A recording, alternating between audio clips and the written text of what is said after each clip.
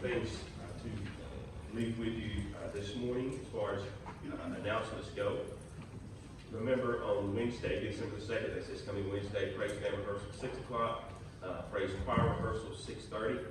Midweek Bible study and all the other organizations will meet together at 7 o'clock. We'll be in the fellowship hall in the back there. Please don't forget to pray for your one in the month of November. And then the week of prayer, November 29th through December the 6th. Our goal here at the church, $10,200. We'll take up that money on Victory Sunday, which is December the 6th. Next Sunday. That's next Sunday. Next Sunday, December the 6th. Victory Sunday. All right, so speaking of that, just to give you a few facts about, you might be saying, what is it that my money's going to do? How can my contribution help? Well, this year, the theme for our mission offering is Together, a Great Multitude plus You. So if you can see this poster that Coach David's holding up, I know it seems really far away, but there's some little red dots that are all over the poster, and those red dots represent all the unreached people groups. There's still 2/3 of the world's population that has still not heard about the good news of Jesus Christ. And so we have a great opportunity to share Christ with our Lighting Moon Christmas offering for that to be able to happen. So I don't want your arms to go to sleep. You can put it down, Coach David. But she'll lay it up here on the front, right on the front row, and maybe after church if you want to, you can come up and you look for it yourself. The little teeny tiny dots represent just a small amount, but the bigger red dots, they represent like 2 million plus where people don't know the Lord. So it's really kind of staggering, mind-blowing when you look at it in that perspective. But just to see some of the things that our dollars did last year, of all those unreached people group, those red dots that are there, guess what? 827 more that didn't know Jesus last year found out about Jesus through our 2019 givings. 535,325 more people heard the gospel. 47,929 more people were baptized, and there were 12,368 new church starts. And 33,000 missionaries received advanced training to be able to share the gospel in different ways because of COVID. So they had to find new ways and be more innovative as to be able to do their job and share the gospel. So this is the first day of the week of prayer. We didn't pass out the little pamphlets this year, but if you have access to the internet, all you have to do is go to imb.org/LMCO, and they all pop up there. You can read about everybody's story every day. In fact, you can read about it, and then there's also a video of them just sharing with you what's on their heart. So I would encourage everybody to do that. And if you can't remember that, just Google Lighting Moon Christmas Offering, and it'll get you there somehow. You know, all these links will pop up. So you can do that. So anyway, I just wanted to share. I thought those were some great facts just for us to think about what our dollars can do and be prepared to give. We won't be able to parade in front, do all that kind of stuff, because we're not supposed to mix and pass, and I get all that. But I'll have special baskets at every door next Sunday for us to be able to drop it in. And there are some offering envelopes if you just want to pick up the one on the top. And we're not supposed to be passing stuff out. But you can do that and put it down somewhere and let it air out or something before you pick it back up. But anyway, that way you can put it in and keep the money separate from our regular tithes and offerings. Thank you. Okay. Any other announcements? Got one card to read to you. Let me read this card.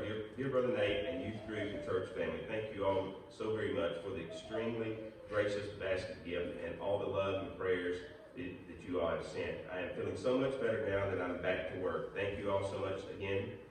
With love, Michael Dobbs. So thank you for praying for Michael. Michael, like many people in our congregation, had tested positive for the COVID virus and went through some difficult times, and you guys pray for them. Let me also say to you, while we're on that note, this past Thursday, my first cousin, he's 10 years older than myself, was taken to the hospital with COVID, and he passed away rather quickly. So I want to say this to you, okay, about the virus, right? You handle the virus ever how you deem necessary to handle the virus. But I want to say this to you. Don't ever take it so lightly that you become a risk to yourself and to others, okay?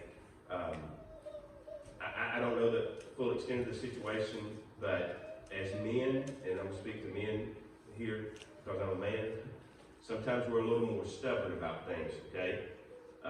This is not something that if you think that you're at a certain age, or you know that you're at a certain age, and you think that you're having stuff that don't sit at home until you get to the point to where somebody has to carry you to the hospital, because you can be in a predicament that might not turn out real well for you, okay?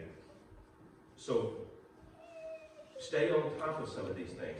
I want to say personally thank you to some of you folks who have tested positive. You know who you are. Thank you for calling me. We haven't talked about that with anybody. We don't broadcast that to anybody. That's nobody else's business. But thank you for the way that you've handled it and taken it upon yourself to do certain things. And I want you to know this. Whatever you decide to do, beyond what they've asked us to do, I'm going to support that. If you think you need to stay at home for 2 months and you know, not do anything, then I'm going to support that, because that's something that you have to decide for your family to do that. And some of you have handled it in a great way, and I appreciate that. There's probably going to be more to come with the way this thing is spreading and things like that. So just know that this thing has the potential, if you wait around at a certain age, I'm saying 62 and up, all right? If you're in the 62 category and up, don't sit around thinking that you don't have COVID. Go get tested, okay? They tell us if you go early and they can catch it early, there's some things that they can help you out with. If you wait too late, it's not their fault. They just don't know what to do. But this is the crazy thing. I heard it. They told, from what I understand, it attacked his heart. And when it got into his heart, it shut his heart down. And everything they tried, there was nothing they could do. That's crazy. I haven't heard that from anybody, but those are some of the things that are out there. So be careful. Continue on doing what you're doing. Go to work, go to school. Just be careful. If you have symptoms, been around people with symptoms, be careful. Okay? That's all I'm gonna say about that. Another thing I want to do real quick, Dave Johnson, come here, big guy. We've recognized everybody that helps out. Come on, that helps out with our makes our worship service and our staff and everything else. And come on up here, big guy. David plays our drums for us, and he's been under the weather a little bit, so he hasn't been able to come to practice and stuff. And so he went up here this morning. It's been a privilege to watch this young man on the drums. I don't want to call attention to it, but I can tell when David's playing the drums and when David's worshiping and playing the drums, if that makes a difference. And that's good. I absolutely love that. I saw a picture of him this weekend, and Tyler said, "Look, he's got a drummer's haircut, but it don't look like it did in the picture of it. I thought it was shaved on the sides and everything." So now, you know what to say about it. This is just the David Johnson haircut. So, David, how old are you? 13, 14? 11. I was close, buddy. When your dad gets 52 years old, then he'll start making mistakes like that. We just get close. It's good enough, right? Look, this is from the church. We have something for you just to say thank you for helping out with our worship service and using your talent that God's given to you to glorify and help worship the name of the Lord Jesus Christ, okay? So 11 years old, big guy. I am so proud of you, and I hope that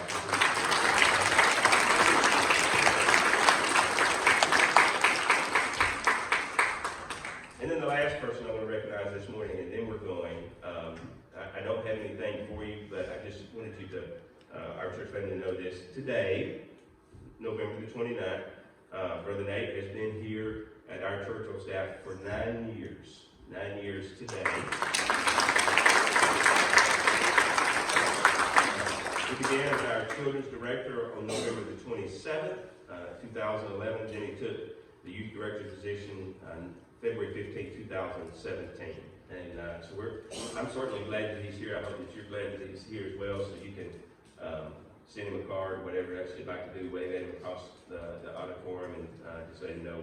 Appreciate all that he does for our young people, not only for our young people, but for me and my family, and stepping in things that I need him to do when I'm not available and everything else. And so I appreciate that. So this morning, let's close our service together as our choir plays and sings. This would normally be the Sunday that we would have hanging of the green, and we would all get to participate decorating the sanctuary. And so things are a little bit different this year. That's okay though, because you know what? Christmas is still going to happen. So we just thought that since everybody's kind of having to do things a little bit bit more at home this year, then we would invite you with us to have a home sweet Christmas. And this song, you know, is going to kind of take you back in time to think of what we'll have to say, you know, the good old days, because that was just last year. But you know, when we had the Christmas Eve programs and the, you know, the hanging of the green and the children's plays and the fellowships and stuff that we won't be experiencing this year. But that doesn't mean that Christmas is not still happening. So as we get ready to go into this Christmas season, just remember to have a home sweet Christmas.